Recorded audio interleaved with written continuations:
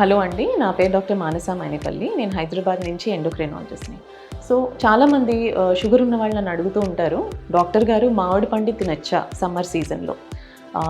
మామిడి పండుతో ఏంటంటేనండి, మనం తినే పళ్ళ అన్నిటిలోనూ గ్లైసెమిక్ ఇండెక్స్ అంటే ఎంత త్వరగా మన రక్తంలోకి షుగర్ అన్నది ఎక్కువ అవుతుందో దాని ప్రకారంగా అన్ని పళ్ళని 3 విభాగాల్లో విభజించారు. దాన్ని తక్కువ గ్లైసెమిక్ ఇండెక్స్ అంటే low glycemic index, moderate and high glycemic index అన్నది. సో మన మామిడి పండు కనుక చూసుకుంటే అది హై గ్లైసెమిక్ ఇండెక్స్ కేటగిరీలో ఫిట్ అవుతుంది. అంటే దాని గ్లైసెమిక్ ఇండెక్స్ ఆల్మోస్ట్ 70 to 75 మధ్యలో ఉంటుంది.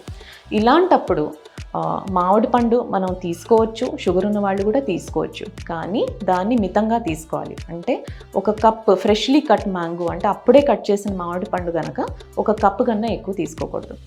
రెండోది ఏంటంటే, ఈ మామిడి పండుని ప్రోటీన్ ఉన్న పదార్థాలతో కనుక తీసుకున్నట్టయితే మన ఒంట్లో షుగర్ కంటెంట్ అన్నది బాగా ఫాస్ట్గా అన్నది పెరగదు.